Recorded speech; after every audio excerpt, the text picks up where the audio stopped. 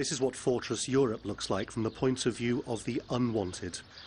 Bulgaria's largest migrant detention centre is designed to alienate.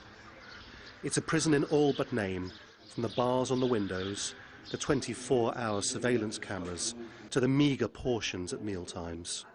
And if it looks unwelcoming, it's worth remembering Bulgaria's doing nothing that Western European countries don't already do.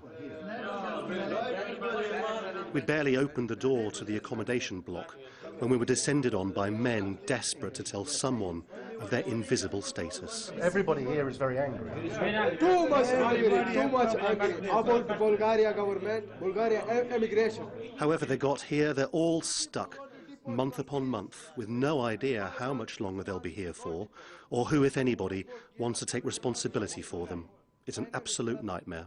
How many of you are looking for political asylum? All of them. Everybody? All of European countries, okay?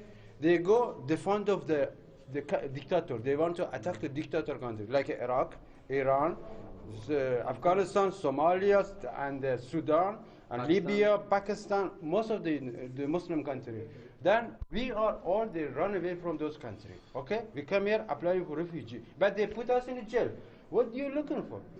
That's a good question, and you can find the answer to it at Bulgaria's borders. This spot is the absolute end of the European Union, and that's why it's such an important border crossing, because over here is Turkey, and beyond that it's the Middle East and Central Asia, and that makes this a favoured crossing point for any illegal immigrants.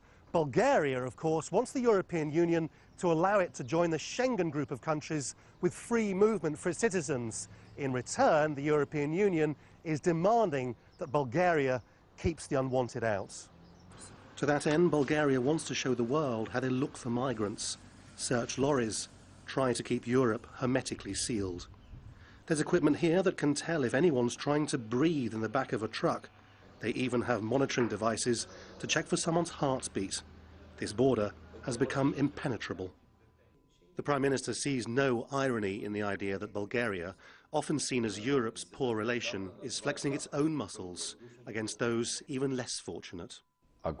Should we join Schengen, we won't sit on our hands and do nothing. We will double our efforts to protect the borders. This will be a sign of our efforts being appreciated. Hi. You wanted to talk to us?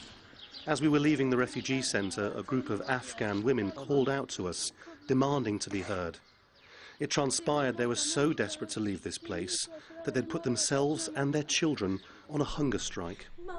We want freedom. Our children haven't eaten for 3 days. We want to know what our fate is. We don't understand what will happen to us. This is torture. What have we done to deserve this?